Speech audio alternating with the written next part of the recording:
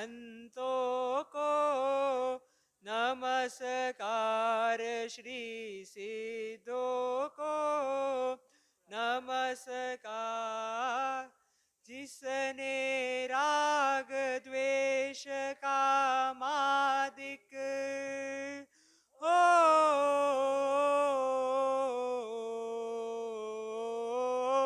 जिसने राग द्वेष का मादिक जीते सब जग जान लिया, जीते सब जग जान लिया।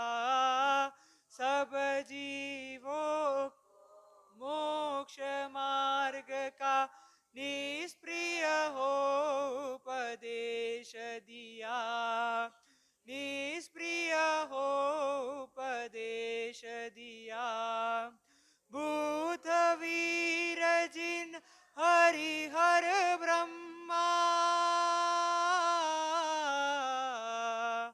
भूत वीर जिन हरिहर ब्रह्मा, या जिनेन्द्र या हो अवतार, सबके चरण कमल में मेरा वंदन होवे बार बार।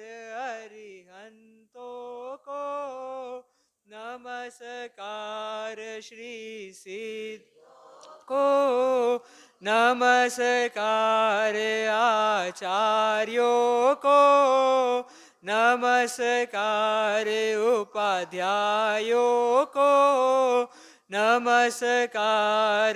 जग में जितने साधु गण है, जग में जितने साधु गण है, मैं सबको वंदुवार। अरिहंतों को नमस्कार, श्री सिद्धों को नमस्कार। सिद्धाणम बुद्धाणम पारज्ञानम परम पर ज्ञानम लौवज्ञ ज्ञानम नमो सया सब सिद्धाणम। सभी अरिहंत परमात्मा को कोटिश नमन, सभी सिद्ध परमात्मा को कोटिश नमन, सभी आचार्य उपाध्याय साधुगणों के चरणों में कोटिश नमन, चारों ही दादा गुरुदेव के चरणों में कोटिश नमन, वर्तमान के सभी गुरु भगवंतों के चरणों में कोटिश नमन। यहाँ विराजित साथी साधु महाराज, आदरणीय साधु महाराज, सभी भव्य श्रावक एवं श्राविकाएं, पर्युषण पर्व का 25% समय निकल गया। आज तीसरा दिन है। आज से हम परमात्मा के जीवन को जानने का प्रयत्न कर रहे हैं, जिसके माध्यम से उनके सिद्धांतों को जानेंगे और उन सिद्धांतों पे हम आस्था करके, विश्वास करके, श्रद्धा करके और अपने जीवन को कैसे विकसित कर सकते हैं, उन विषयों को जानने का प्रयत्न करेंगे। ये संसार दो चीज़ों से मिलकर बना हुआ है। एक जीव पदार्थ है और दूसरा अजीव पदार्थ है। जीव पदार्थ जिसमें चेतना होती है उसे आत्मा भी कहते हैं, जीव भी कहते हैं, सत्तावान पदार्थ भी कहते हैं।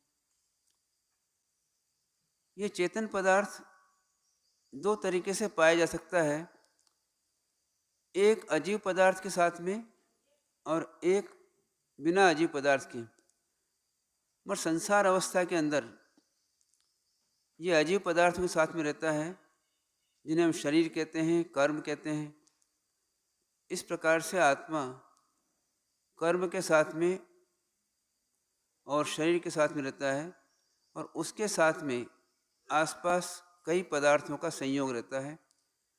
कभी वियोग होता रहता है, कभी संयोग होता रहता है। इस प्रकार से संसार की अवस्था चलती रहती है। इस संसार की अवस्था में जो आत्मा रहती है वह एक शरीर से निकल करके दूसरे शरीर में जाती है, एक क्षेत्र से दूसरे क्षेत्र में जाती है, एक संयोग से दूसरे संयोग में जाती है, एक भाव से दूसरे भाव में जाती है और एक भाव से दूसरे भाव में परिवर्तन होती रहती है। इस प्रकार से भावों के परिवर्तन होने से ये सब परिवर्तन होते रहते हैं। इनके कारण से कर्म बनता है और कर्म के कारण से अनेक जातियाँ, अनेक योनियाँ, अनेक शरीर, अनेक प्रकार के संयोग ये सब मिलते रहते हैं। कुछ आत्माएं ऐसी होती हैं जो इस तथ्य को समझ लेती है कि इस संसार में मेरा भटकने का कारण क्या है, मैं संसार में क्यों भटक रहा हूँ, और उसको समझ करके और अपने आप को संसार के दुखों से, संसार के परिभ्रमण से, संसार के संयोग वियोग से निकाल लेती है। उन आत्मा को हम परमात्मा कहते हैं। ये परमात्मा क्या करते हैं? तो संसार के परिभ्रमण के कारण को जानते हैं और उस संसार के परिभ्रमण से किस प्रकार से निकला जाता है उस कारण को जान लेते हैं। जान करके और अपने जीवन में से उन कारणों को निकाल देते हैं जिन कारणों से संसार का परिभ्रमण होता है और मुक्त हो जाते हैं। संसार के परिभ्रमण से मुक्त हो जाते हैं, कर्म से मुक्त हो जाते हैं, संसार के दुखों से मुक्त हो जाते हैं और परम सुख, परम शांति, परम आनंद को प्राप्त कर लेते हैं। ऐसी आत्माओं को हम परमात्मा कहते हैं, जिनको अर्यंत परमात्मा के नाम से पुकारते हैं, सिद्ध परमात्मा के नाम से पुकारते हैं। जो पुनः पुनः शरीर धारण नहीं करते हैं वो सिद्ध परमात्मा होते हैं, और जिनका अंतिम शरीर होता है वो अर्यंत परमात्मा कहते हैं। तो ऐसे अर्यंत परमात्मा का हम जीवन जानने का प्रयत्न करेंगे। ऐसे तो जीव अनादिकाल से, अनंत काल से चला आ रहा है, जन्म मरण करते आ रहा है। पर एक काल वैसा होता है जिस काल से उसकी दिशा बदल जाती है और वहाँ से संसार का परिभ्रमण कम होना चालू हो जाता है और संसार से अंत में मुक्त हो जाते हैं। ऐसी अवस्था से हम परमात्मा को जानने का प्रयत्न करेंगे। अनादिकाल से जीव सबसे पहले निगोद में रह करके आया, निगोद से निकला। जब एक आत्मा सिद्ध होती है तो एक जीव निगोद से निकलता है और निगोद से निकलने के बाद में वह त्रस पर्याय में आता है। त्रस पर्याय मतलब क्या हुआ? 2 इंद्रिय, 3 इंद्रिय, 4 इंद्रिय, पंचेंद्रिय, इनमें आता है। कभी नारकीय बनता है, कभी देव बनता है, कभी तिर्यंज बनता है और कभी मनुष्य बनता है। इस प्रकार से अलग अलग गतियों में भटकता रहता है। पर जिस जीव को समझ में आ जाता है मनुष्य बनने के बाद में, वह जीव यहाँ से निकलना प्रारंभ करता है। एक विजन बनाता है, एक दृष्टिकोण बनाता है, जिसे बोलते हैं अपने दृष्टिकोण को सम्यक कर लेता है, अपने विजन को सम्यक कर लेता है और वहाँ से उसकी मोक्ष की यात्रा प्रारंभ होती है, मोक्ष मार्ग प्रारंभ होता है। पुराने जितने कर्म रहते हैं उन कर्मों को खपाते जाता है, क्षय करते जाता है और धीरे धीरे अंत में पूरे सब कर्मों का क्षय करके मुक्त हो जाता है। इस प्रकार से ऐसे परमात्मा जिन्होंने सब कर्मों का क्षय कर लिया वो सिद्ध परमात्मा कहलाते हैं। उसके पूर्व जो है ऐसे परमात्मा जिन्होंने घाती कर्मों का क्षय कर लिया वो अर्यंत परमात्मा कहलाते हैं। 4 घाती कर्म होते हैं, ज्ञानावरणी, दर्शनावरणी, मोहनी और अंतराय कर्म। इन कर्मों का क्षय कर लेता है उन्हें हम अर्यंत परमात्मा कहते हैं। वो अर्यंत परमात्मा कई होते हैं, पर उनमें से कुछ परमात्मा ऐसे होते हैं जो खुद भी तिरते हैं और लोगों को तिरने का मार्ग बताते हैं, तिरने के मार्ग में स्थापित करते हैं। ऐसे परमात्मा को हम तीर्थंकर परमात्मा कहते हैं, जो खुद भी तिर जाते हैं, खुद भी मोक्ष को प्राप्त कर लेते हैं और दूसरे सभी जीवों को मोक्ष का मार्ग बताते हैं और साथ में उनको किस प्रकार से मोक्ष मार्ग में आगे बढ़ना, उस रास्ते में लगा देते हैं। अर्थात तिरने के मार्ग की स्थापना करते हैं, जैसे तीर्थ बोलते हैं, उस तीर्थ की स्थापना करते हैं, उन्हें तीर्थंकर परमात्मा कहते हैं। हम इन 8 दिनों में, 6 दिनों में, जो बचे हुए 6 दिन में हैं, इन 6 दिनों के अंदर मुख्यतः से 4 परमात्मा का अध्ययन करेंगे जो इस काल में तीर्थंकर हुए हैं। वो हैं परमात्मा भगवान महावीर स्वामी, पार्श्वनाथ स्वामी, आदिनाथ स्वामी, नेमिनाथ स्वामी और आदिनाथ स्वामी। और उसके अलावा 4 बाकी परमात्मा का संक्षेप में वर्णन करेंगे। उसी श्रृंखला में दूसरे वाले सत्र में हम भगवान महावीर का आचरण सुनेंगे, जीवन सुनेंगे, जीवन के बारे में जानने का प्रयत्न करेंगे, कहाँ से उनका जीवन स्टार्ट हुआ और कहाँ उनके जीवन का अंत हुआ। और सुबह के सत्र में, सुबह के समय में हम पार्श्वनाथ भगवान का, नेमिनाथ भगवान का और आदिनाथ भगवान का जीवन के बारे में जानने का प्रयत्न करेंगे। इनके जीवन का विकास सम्यक दर्शन से स्टार्ट होता है। जब इनका विजन, इनका दृष्टिकोण सम्यक हो जाता है, वहाँ से इनका जीवन का स्टार्ट माना जाता है।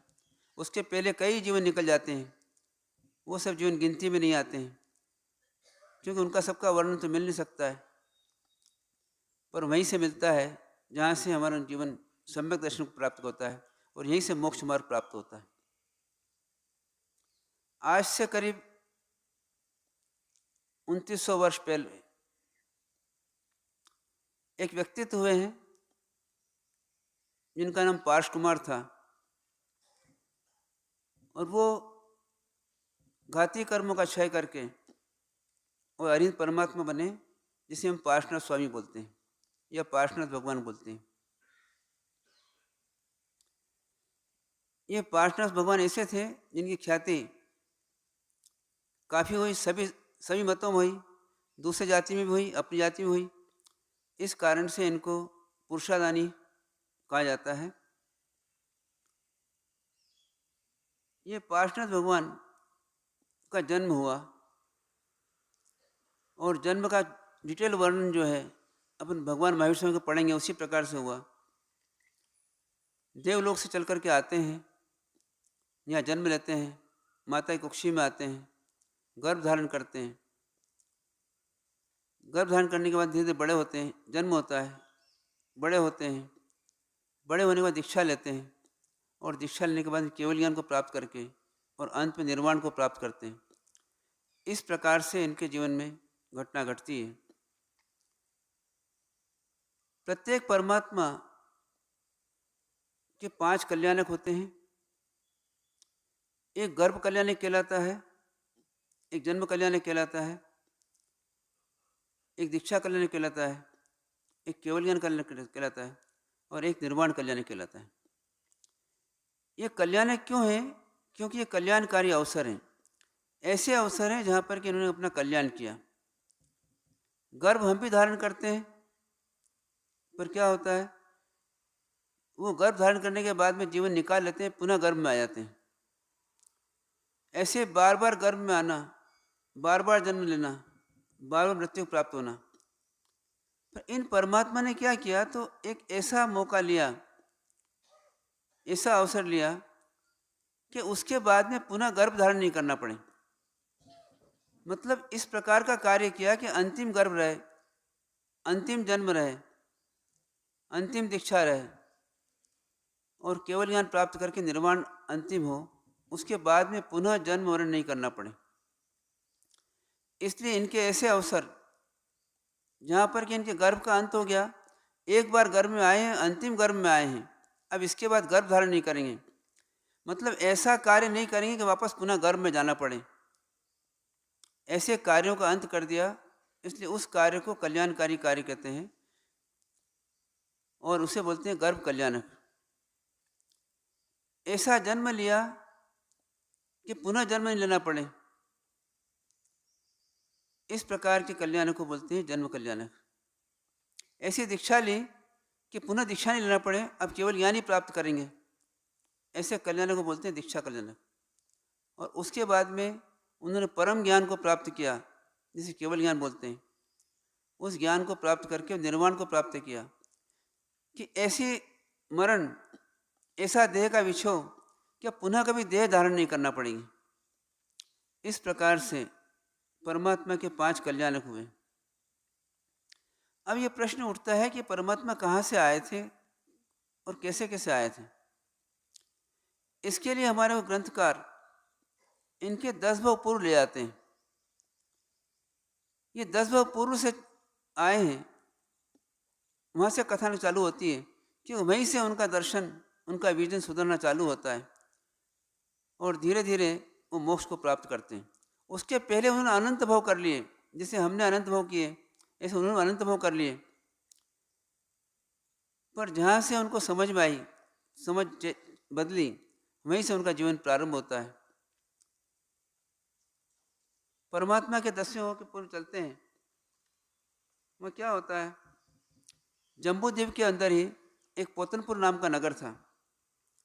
उस नगर में एक अरविंद नाम का राजा राज्य करता था और वहाँ पर उनके यहाँ पर विश्वभूति नाम का एक पुरोहित जी थे। वो पूरे धार्मिक कार्य का कार्य करते थे। उन पुरोहित के 2 पुत्र थे, एक का नाम कमठ था और एक का नाम मरुभूति था। दोनों पुत्र धीरे धीरे बड़े होने लगे, पर एक का स्वभाव सरल था और एक का स्वभाव जो है गलत तरीके से था। पिताजी की मृत्यु के बाद में बड़ा पुत्र जो कमठ था, उस कमठ को पुरोहित का पद दिया गया। किंतु कमठ जो है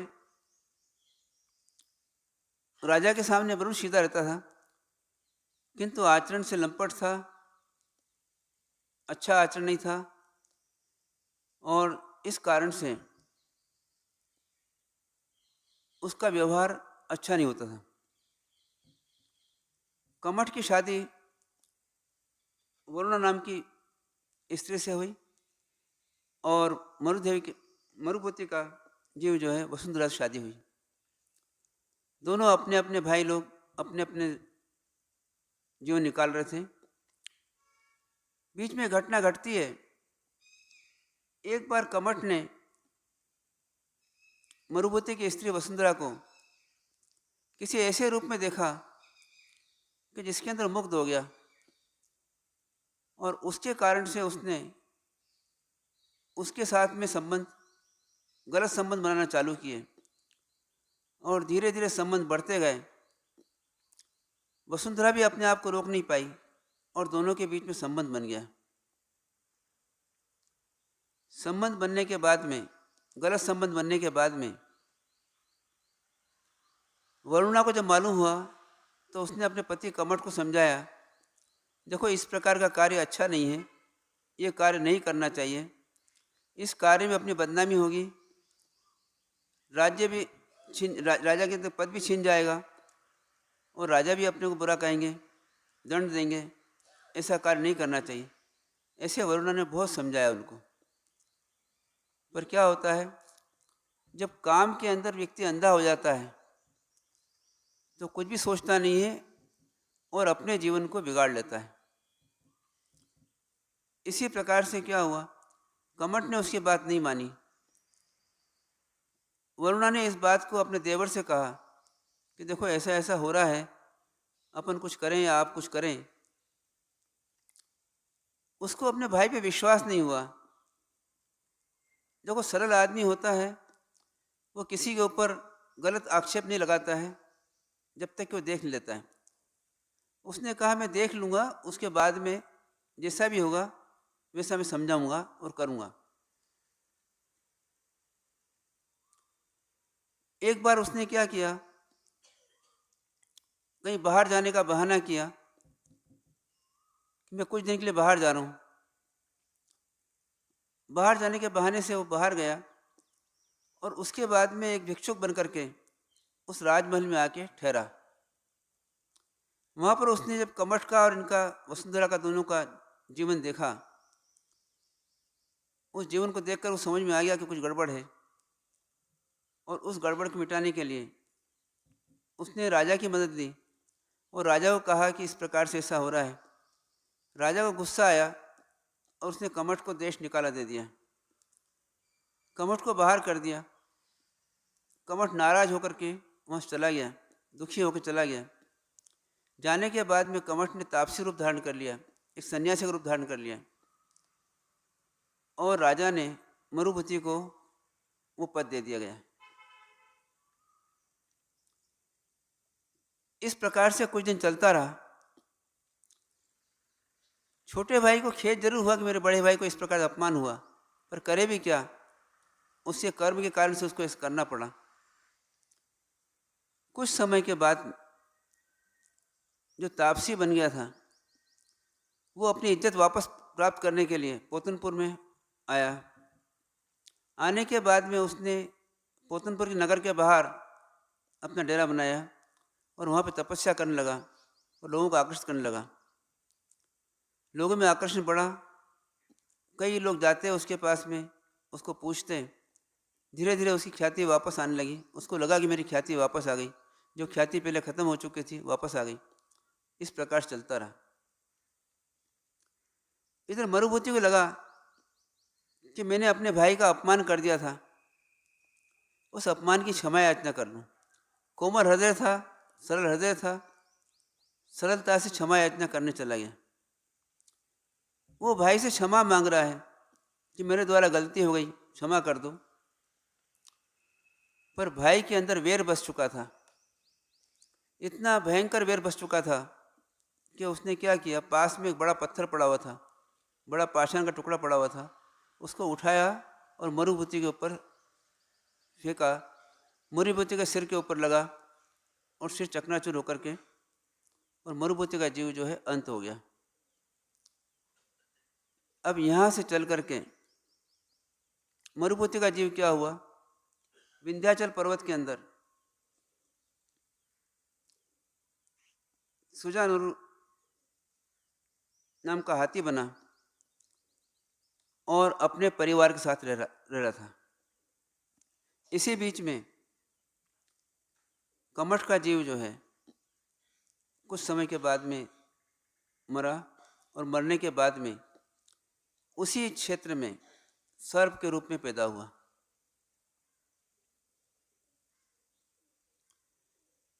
इस प्रकार से कुछ काल के बाद में जब दोनों भाइयों की दशा देखी, राजा अरविंद को वैराग्य हो गया कि संसार में कुछ रखा नहीं है। भाई भाई के साथ किस प्रकार का व्यवहार करता है, एक दूसरे के साथ में द्वेष करता है, कोई राग करता है, कोई द्वेष करता है, और इस प्रकार संसार चलता है। राजा अरविंद को वैराग्य हो गया और उन्होंने संन्यास धारण कर लिया, दीक्षा ले ली, और दीक्षा लेने के बाद राजर्षि अरविंद कहलाए।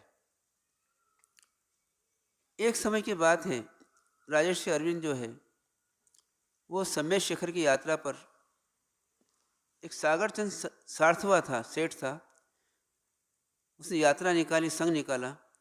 उस संघ के साथ में जो राजा अरविंद थे वो भी हो, राजर्षि अरविंद थे वो भी साथ में थे, और इस प्रकार से सम्य शिखर के संघ के ऊपर चले। बीच में विंध्याचल पर्वत आता है, विंध्याचल पर्वत पे ये भी रुके और वो भी रुके। अब काफ़ी लोग थे, इन लोगों को देख करके वहाँ पर जो जानवर थे वो जानवर जो हलचल मचाने लगे और इधर भागने लगे। जो हाथी का जीव था मरुदेवी का, मरुभूति का, वो हाथी का जीव विचलित हो गया और उसने भी इधर भगदड़ मचाना चालू करी।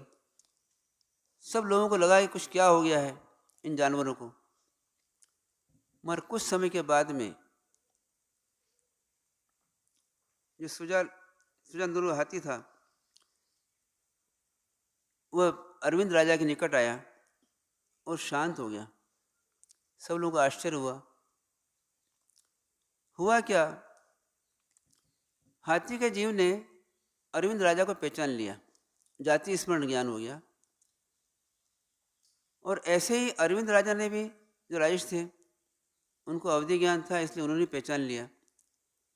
और उन्होंने पहचान कर क्या किया, उन्होंने हाथी को बोध किया, बोध दिया, समझाया, संसार के स्वरूप को समझाया, तत्वों को समझाया। और संसार से राग द्वेष किस प्रकार से निकाल सकते हैं उनको समझाने का प्रयत्न किया। यहाँ पर हाथी के भव के अंदर भगवान पार्श्वनाथ जी को सम्यक दर्शन की प्राप्ति हुई। कुछ समय के बाद में ये हाथी का जीव श्रावक के रूप में जीने लगा और अपने परिवार के साथ शांति से रहने लगा। एक समय की बात है, काफ़ी वर्षा हुई। वर्षा होने के कारण से सब जानवर तितर बितर हो गए। एक बहुत बड़ा तालाब बन गया और वहाँ कीचड़ हो गया।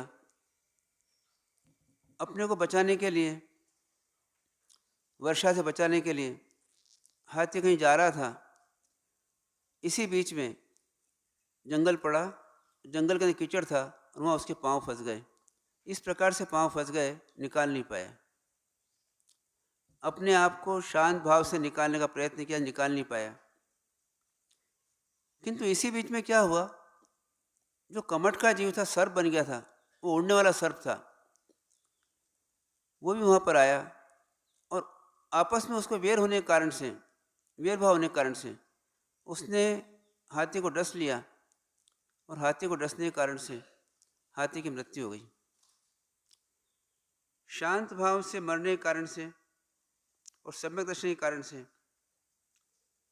हाथी का जीव, मतलब भगवान पार्श्वनाथ जी का जीव, जो मरुभूति का जीव था, वह संसार में 8वें देवलोक में गया और सर्प का जीव जो है मर करके 5वें नरक में गया। वहाँ से निकल करके,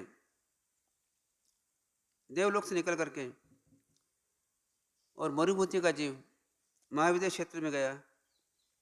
वहाँ तिलकवती नगरी थी, उसमें विद्युत गति राजा के यहाँ पर, कनकवती रानी के यहाँ पर किरण वेग नाम के पुत्र उत्पन्न हुआ। धीरे धीरे राजकुमार बड़ा हुआ।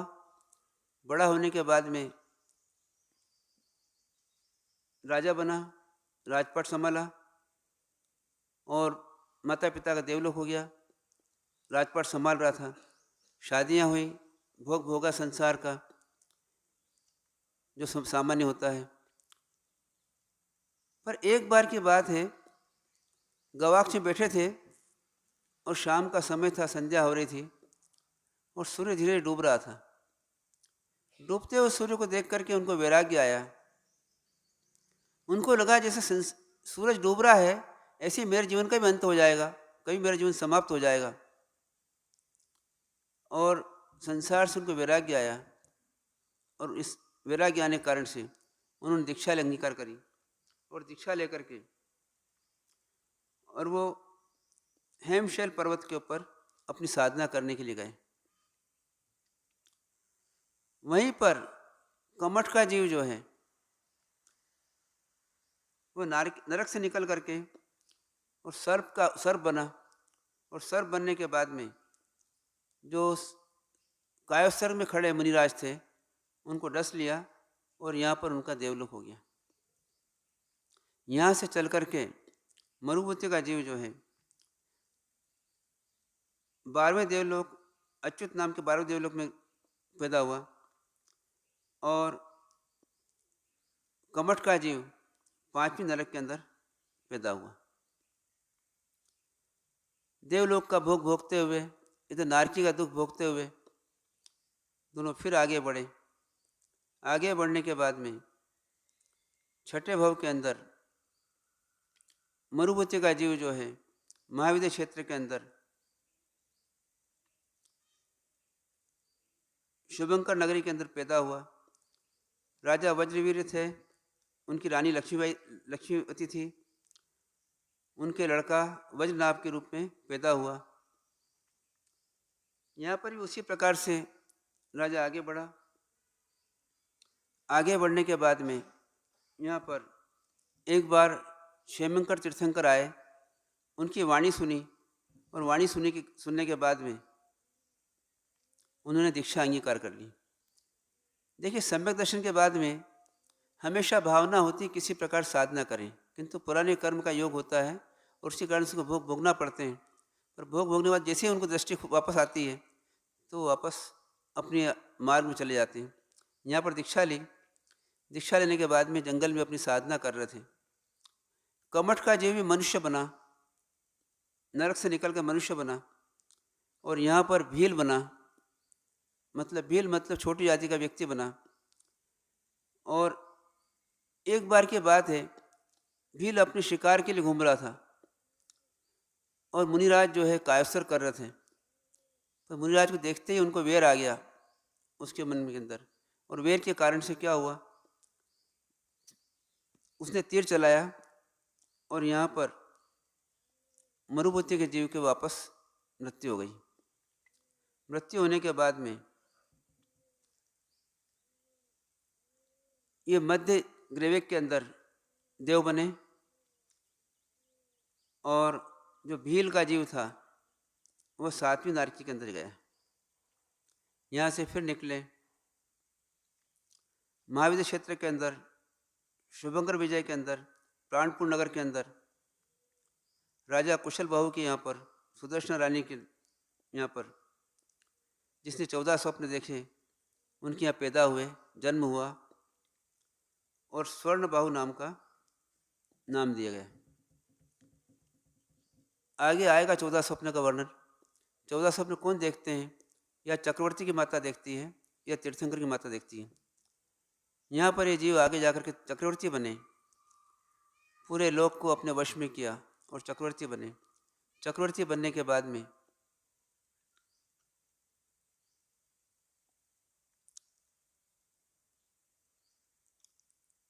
परमात्मा की वाणी का चिंतन किया और इस प्रकार से एक बार इनको इस प्रकार की घटना घटी कि उस घटना को देख करके इनको वैराग्य आया और वैराग्य आने के बाद में इन्होंने दीक्षा ग्रहण कर ली। यहाँ पर जो कमठ का जीव था वो नरक से निकल करके और सिंह बना, और सिंह बनने के बाद में फिर वापस वही योग मिला, संयोग मिला, और सिंह बनने के बाद में इनको वेर आया और वेर आने के कारण से उन मुनिराज को इन्होंने मार डाला। यहाँ पर फिर वापस इनका जीव साधना करते करते आगे बढ़ रहा था, उसका जीव जो है वेर का बदला लेते लेते आगे बढ़ रहा था। दोनों की अलग जीवन चल रहा था।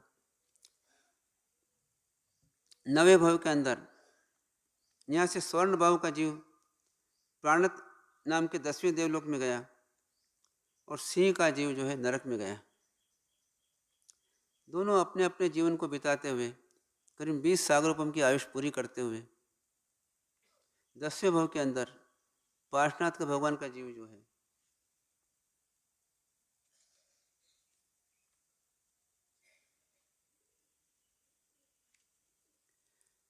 पार्शनाथ भगवान का जीव जो है वाराणसी नगरी के अंदर आया, वामा देवी कुक्षी के अंदर आया।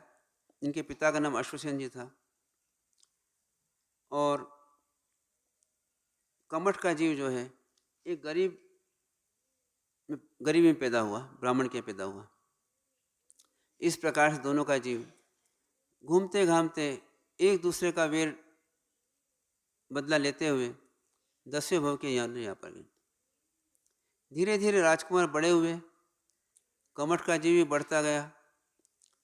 कमठ का जीव बढ़ते बढ़ते बड़ा हुआ और बड़ा होने के बाद में उसने एक तापस दीक्षा ले ली और तापस दीक्षा लेकर अपनी साधना कर रहा था।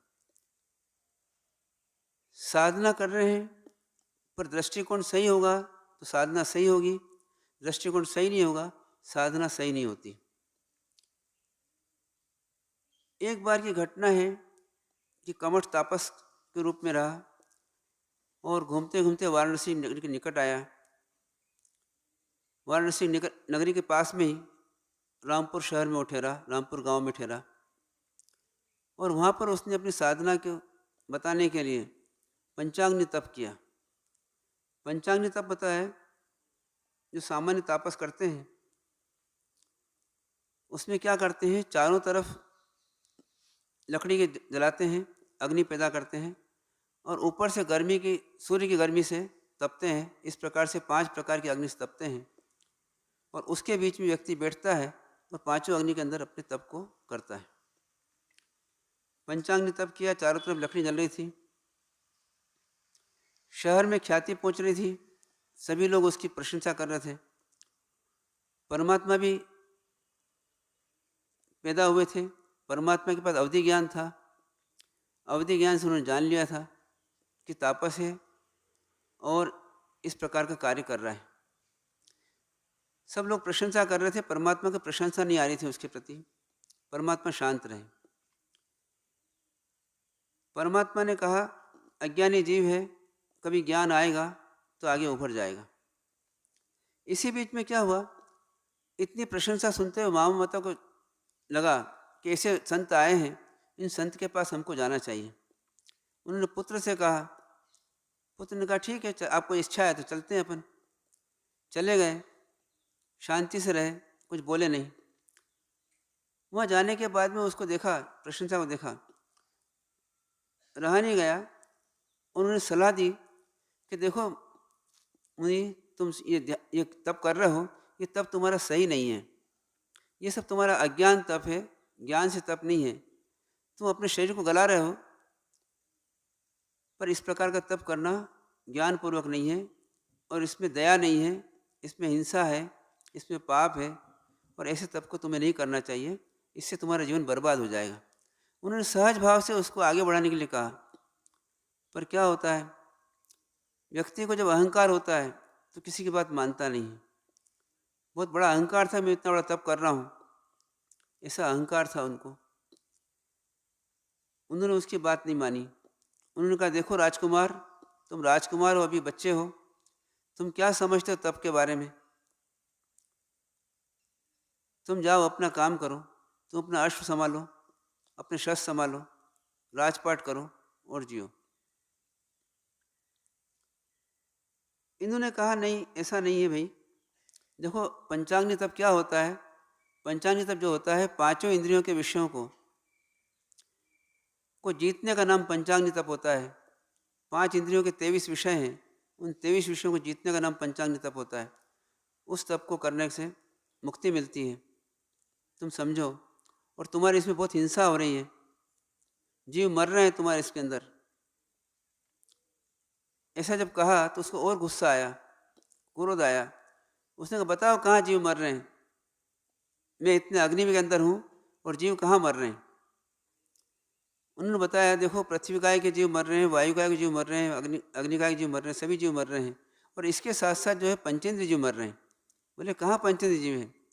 उन्होंने अपने आदमी को बुलाया और एक लकड़ी जल रही थी उसको चीरा। जैसे चीरा तो उसमें नाक का एक जोड़ा निकला जो आधा जल चुका था। जब देखा उसको उन्होंने, तो पार्श्वनाथ भगवान के जीव ने क्या किया, पार्श्व कुमार ने क्या किया, उसको जब देखा कि इसका अंतिम काल आ गया नाग का, तो उसको नौकार मंत्र का शॉर्ट फॉर्म में सुनाया, 80 में इस प्रकार से सुनाया और सुना करके और उसको अपने जीवन से मुक्त किया। वह जीव बन करके आगे धर्मेंद्र और परमावती बना। और इधर जो कमठ का जीव बहुत गुस्से में आ गया और गुस्से में आकर के वो नगर छोड़ के चला गया। क्रोध था ही सही, उस क्रोध में आगे बढ़ा और वो मर गया और मरने के बाद में मेघमाली नाम का देव बना। इधर पार्श्वनाथ भगवान का जीव भी धीरे धीरे बड़ा हुआ। बड़ा होने के बाद में शादी हुई, शादी में परिवार बसा और परिवार बसने के बाद में 30 साल की उम्र के अंदर परमात्मा को वैराग्य आया।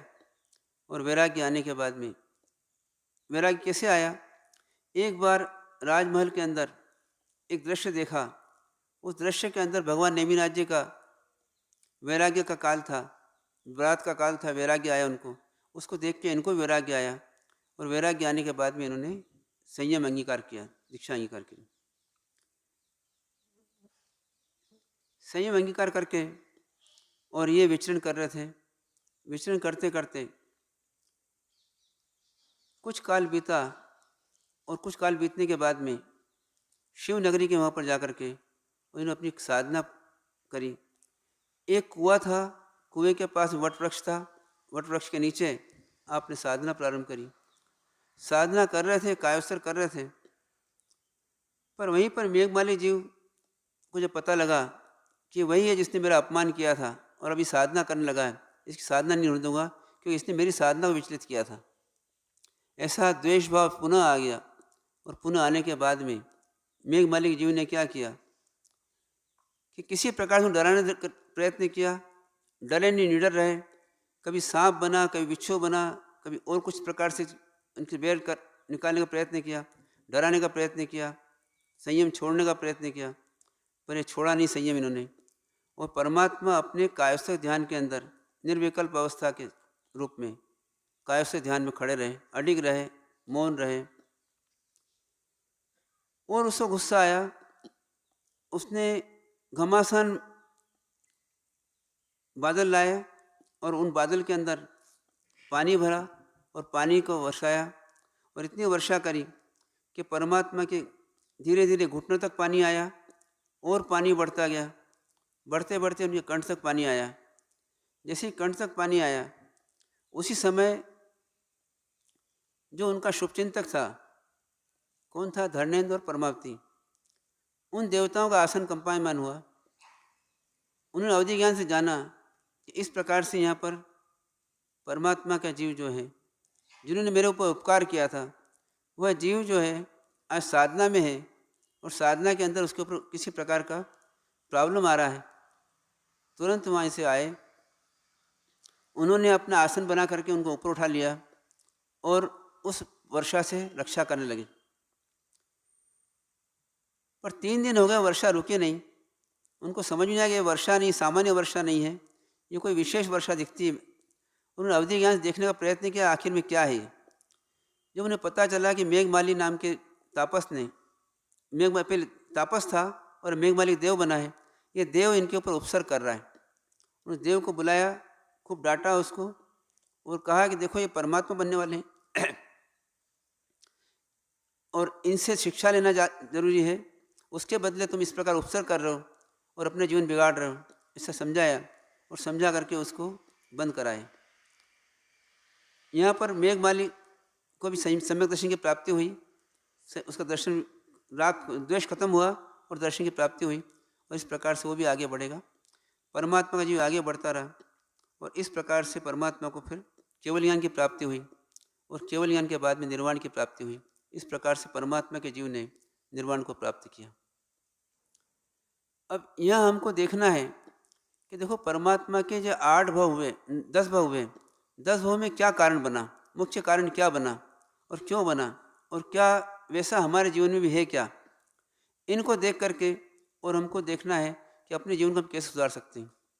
दूसरा हमको देखना है कि देखो जीव का उत्थान सम्यक दर्शन के बाद प्राप्त होता है, किस प्रकार सम्यक दर्शन की प्राप्ति हो सकती है, सम्यक दर्शन कितने प्रकार का हो सकता है, कैसे कैसे सम्यक दर्शन आगे बढ़ सकता है और अंत में सम्यक दर्शन के द्वारा किस प्रकार से मुक्ति को प्राप्त कर सकते हैं। इन सब बातों को जानने के लिए हमको इस कथा को पढ़ना है, कथा को जानना है। इस प्रकार से परमात्मा का जीवन आगे बढ़ा।